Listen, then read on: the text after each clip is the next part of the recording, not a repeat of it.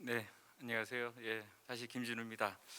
제가 오늘 한 10분 동안에 갖고 나온 주제는 왜 자유전공인가입니다. 실제 저희 대학이 어떤 그 학사제도의 개편 내용과 실제로 시행한 경험은 그 다음에 있는 강의에서 저희 그 박근영 교무처장님이 이야기를 해주실 거고요. 저는 왜 자유전공인가라고 하는 부분에서 큰 틀에서의 어떤 의미를 좀 제가 전달해 드리고자 합니다.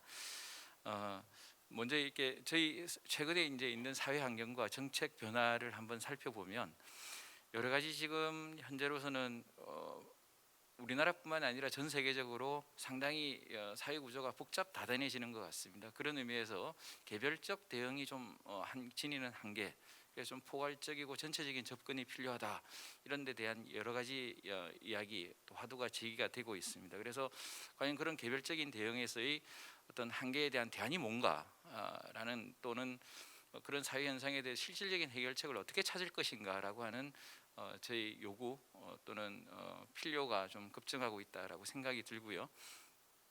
그에 대해서 이제 저희 과학기술이라고 하는 것들이 발전함에 따라서 뭐 연결의 가능성, 네트워크의 가능성, 그런 것들이 기술적으로 좀 수반이 되는 것들이 많은 것 같습니다. 그래서 이거를 사회적으로 본다면 융합적으로 어떻게 접근하고 사고할 것인가라는 게 하나의 큰 중요한 주제가 아니라 주제라고 그렇게 생각이 됩니다.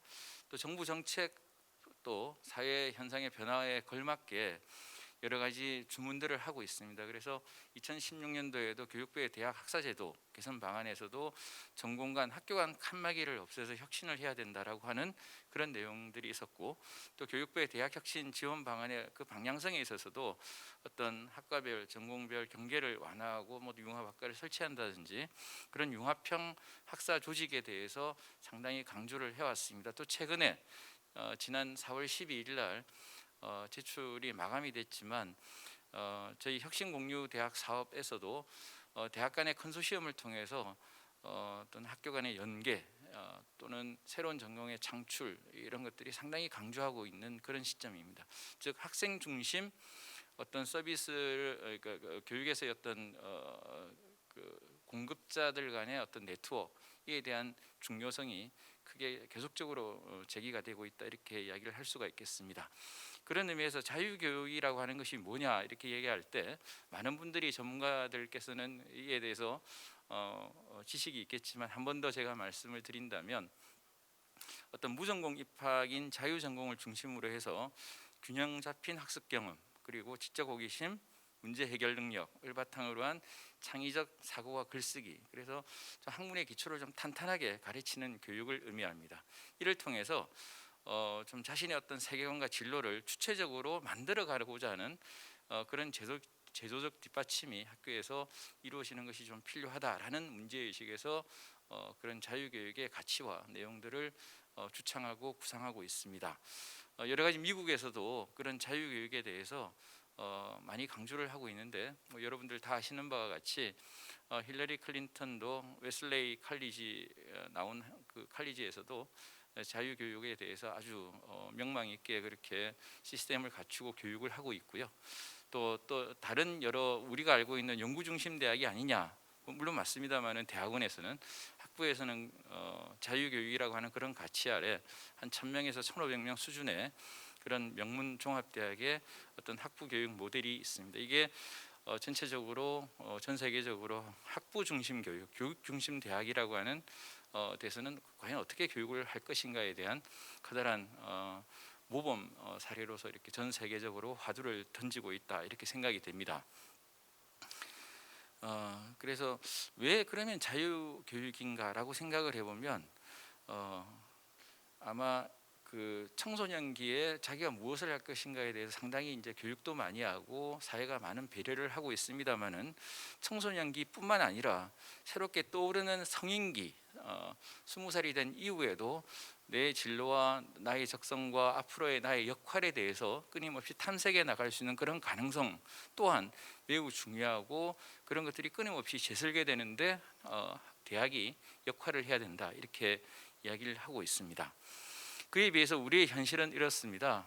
청소년들이 저희가 뭐 수시 모집 같은 경우에는 한 17살에 그 고등학교 1학년 이 나이에 진로 희망이 뭐냐, 그 3년 동안의 진로 희망이 좀 일관성이 있어야 되고 그런 이야기를 많이 합니다.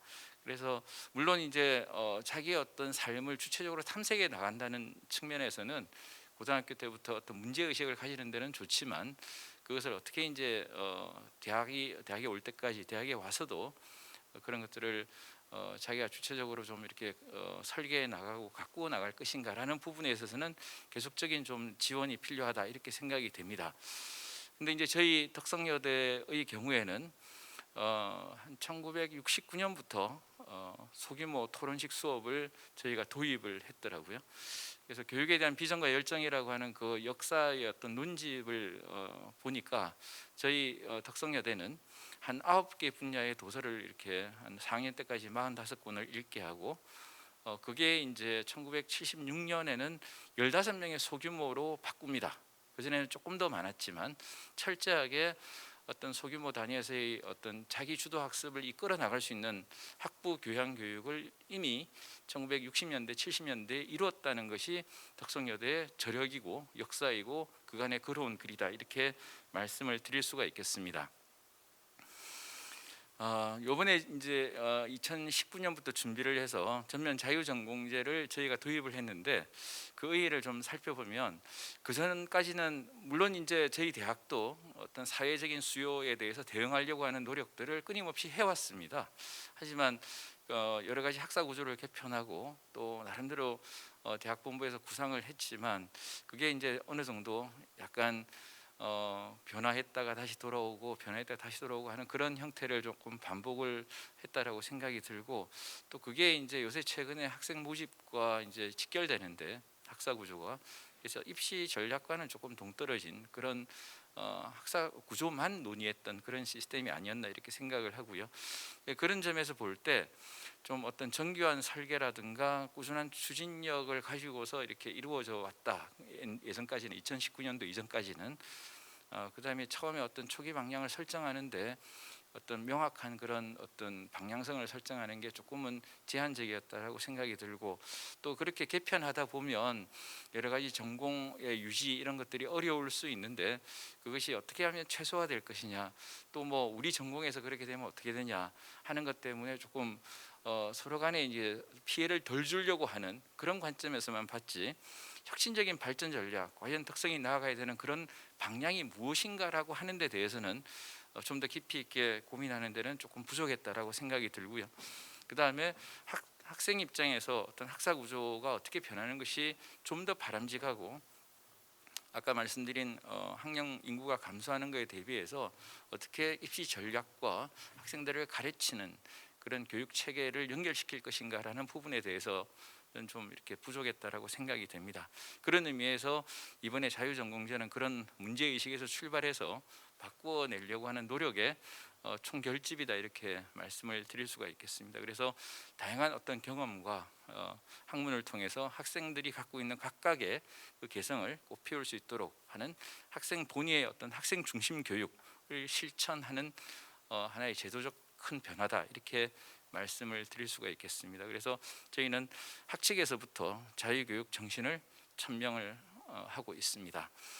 아까 잠깐 말씀을 드렸습니다만 그런 참의사 선생님의 설립자이신 그분의 창학 이념을 저희가 실천하는데 어떤 의미에서는 자유교육의 기본적인 틀을 이미 저희 대학은 40-50년 전에 구축을 하려고 노력을 했고, 그 정신은 면면히 이어져 오고 있다, 이렇게 말씀을 드릴 수가 있고요. 그런 어떤 데 기반을 해서 저희 어떤 창학 이념과 그다음 핵심 역량과 그다음에 학생들이 이끌어져 나가야 되는 어떤 덕성여대의 학교 브랜딩이라고 할까요? 교육의 브랜딩이라고 하는 것을 덕성 이름으로 잡았습니다. 그래서 안에 보시는 조금 분홍색 같은 게 자생, 자립, 자각, 이 세 가지가 창학 이념이고요. 그의 앞 그 영문 이니셜을 따서 RUM이라고 이렇게 명명을 했고, 그 다음에 바깥쪽에 있는 조금 진한 빨간색이 6가지의 핵심 역량입니다. 이 핵심 역량을 구현하는 것 자체가 저희의 창학 이념을 달성하는 것이다. 그것을 주체적인 내가 이루어 나간다는 의미에서 I를 붙여서, 그래서 전체적으로는 덕성 이룸 교육이라고 저희가 명명하고 이를 실천하려고 노력을 하고 있습니다. 이제 아마 앞으로는 한 생에 한 직업만 갖는 것은 그런 시대는 조금 지나가는 것 같습니다. 한 사람 한 사람 안에서 저마다의 어떤 융복합이 일어나야 되는 게 아닌가 생각을 하고요. 저희가 갖고 있는 그런 전공을 자유전공제를 통해서 제1전공과 제2전공을 조합하면 1000개가 넘습니다. 그런 어떤 융복한 역량을 가진 그런 다채로운 대학 공동체가 만들어지고, 그것이 어떤 학생들의 상상력과 창의성의 보물 창고가 되지 않을까, 그렇게 생각이 됩니다. 이는 결국에는 덕성 비전 2030, 저희의 덕성 비전을 실현하는, 즉 혁신 융합 중심 교육이라고 하는 그 가치를 실현하는 가장 큰 제도적 뒷받침 틀이라고 할 수가 있겠습니다. 그러한 자유전공제는 크게 의의를 찾아보면 두 가지인 것 같습니다. 학생들은 진공 속에 있지 않습니다. 여러 가지 다양한 부모님 또래 또는 사회적인 미디어 이런 데 노출이 되면서 내가 무엇을 할 것인가에 대한 끊임없이 고민을 합니다. 그런 사회가 변화하고 또 사회가 요구하는 바에 따라서 학생들이 이제 전공을 선택하게 되고, 그런 어떤 전공의 선택이 그 전공에 대한 좀 더 높은 비중을 또는 더 많은 어텐션을 학교가 가져야 된다는 시그널을 준다라고 생각을 하고요. 또 다른 한편으로는 학생들이 또 마냥 시류에 흔들릴 거라고 생각하지 않습니다. 주체적으로 지금 당장 수요가 없다 하더라도 자신과 사회의 성장에 발전에 기여한다라고 생각을 하면 과감하게 선택을 해왔습니다. 그래서 이런 경우에는 사회 수요에 반응하는 수동적인 존재를 넘어서 세상을 바꾸는 혁신적인 주체로서의 어떤 학생들의 선택, 그 선택에 대한 자기의 책임을 이루어 나가는 가장 기본적인 틀을 이번 자유전공제를 통해서 실현하겠다, 또는 해나갈 수 있는 제도 뒷받침을 좀 갖춰야 된다, 이렇게 생각을 합니다. 앞으로 그래도 나아가야 될 길은 먼 것 같습니다. 자유전공제를 조금 더 다듬어서 고도화시킬 필요가 있고요. 그 다음에 지금 있는 교양 교육 체계를 좀 더 탄탄하게 그 혁신을 가속화해야 될 것 같습니다. 그래서 전공 선택 전에는 지금 하고 있는 부분에서의 어떤 전공 선택의 지원 체계를 좀 더 공고화하고 좀 발전시키는 것들이 좀 필요하고, 또 전공 선택 이후에도 각 전공들이 융합적으로 정말 시너지 효과를 나타낼 수 있도록 그런 융합적 사고를 함양하는 데 지원을 아끼지 않아야 된다고 생각이 됩니다. 또한 졸업을 앞두고는 그런 함양한 그런 역량들이 사회 수요와 어떻게 매칭되느냐 하는 것들을 끊임없이 보면서 학생들이 그간에 쌓아온 실력들을 사회에 온전히 기여하고 자아실현을 하는 데 도움이 될 수 있도록 마지막 매개고리를 엮어 나가야 된다, 이렇게 생각이 됩니다. 이상으로 제 이야기를 끝내고요. 이후에 이어서 좀 더 저희 덕성의 노력들의 구체적인 내용이 무엇이고 성과가 무엇이고 또 앞으로 어떤 것들을 좀 고민해봐야 되는지에 대해서 강의를 이어나가도록 하겠습니다. 고맙습니다.